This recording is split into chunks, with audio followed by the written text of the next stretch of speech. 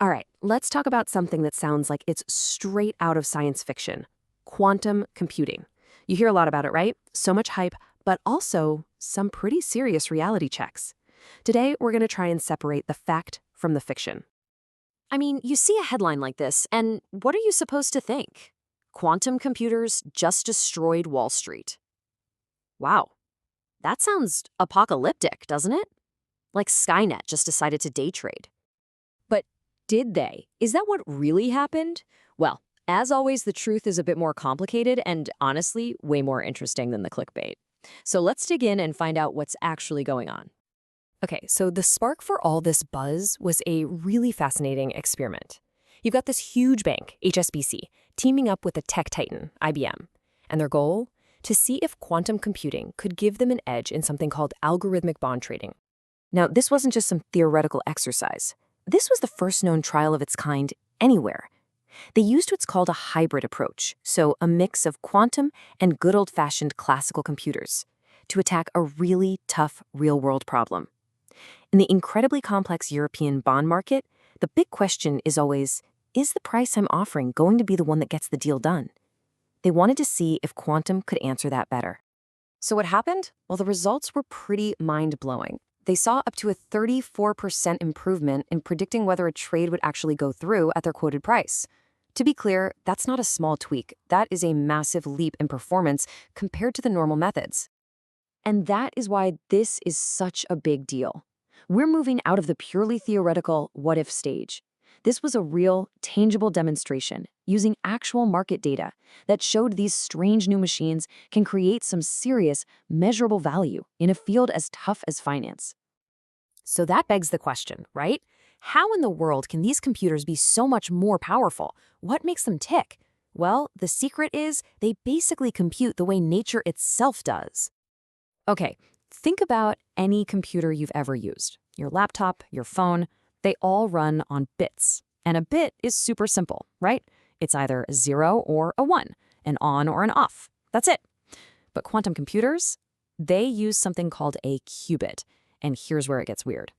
A qubit can be a 0, it can be a 1, or it can be both at the exact same time. Yeah, it's a bit of a head-scratcher. This both at once superpower has a name: superposition. Because of this, a qubit can look at tons of possibilities simultaneously. A normal computer has to check them one by one by one. A quantum computer gets to check a whole bunch of them in one go. It's like being able to read every book in a library at the same time, instead of just one at a time. And, the famous physicist Richard Feynman totally nailed this idea decades ago. He basically said, look, nature doesn't play by our simple classical rules. It's quantum. So if you want to build a machine that can truly simulate nature, you'd better make it quantum mechanical. It has to speak the universe's native language. Okay, so finance is one thing. A big thing, for sure. But that's really just scratching the surface. This ability to explore a massive number of possibilities at once, well, it opens up a whole universe of problems we could solve. So where else are we seeing this promise today? Right now, the excitement is really focused on a few key areas. First, simulating the very building blocks of our world. Think designing new medicines or revolutionary materials, literally molecule by molecule. Second, tackling those insanely complex optimization problems, like figuring out the absolute best delivery route for every package on the planet. And then there's the flip side, a future threat, the power to break the very encryption that keeps our digital world secure. And the ambition here is just staggering. Microsoft CEO Satya Nadella put it this way: the goal is to compress the next 250 years of progress in chemistry and materials science into the next 25. Just stop and think about that for a second.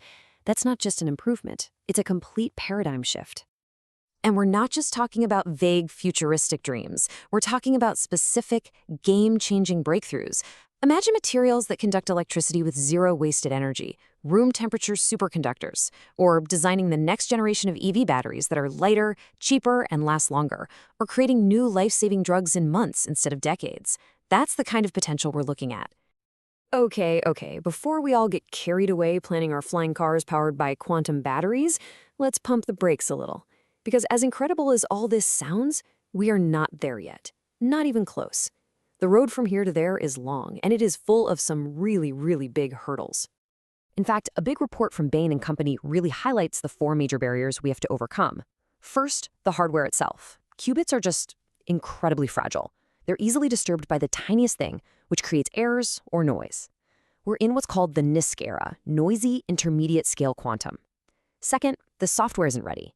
We still need to invent better quantum algorithms to solve most of these problems. Third, all that hype about quantum machine learning, it's still mostly just a theory. And finally, let's be honest, for a lot of jobs, our classical computers are still good enough, and they keep getting better and cheaper every year. And you know, there's another huge roadblock that has nothing to do with physics or engineering. It's about people. Who is actually going to build, program, and run these things?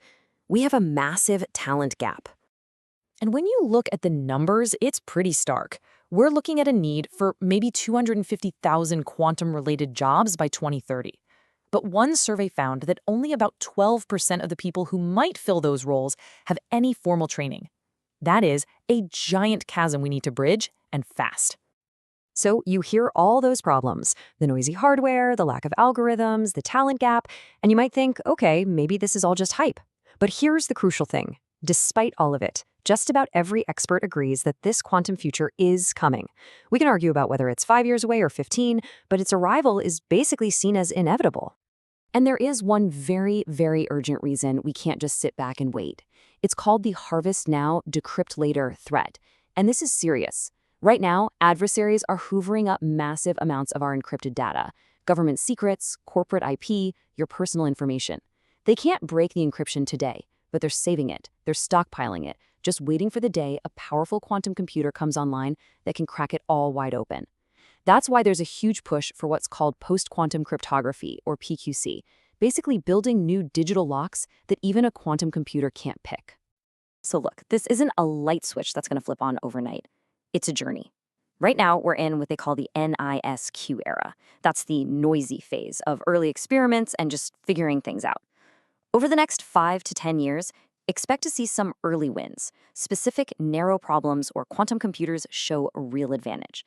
And then beyond that, we'll start the gradual move toward the holy grail, powerful, fault-tolerant machines that can tackle the really big stuff.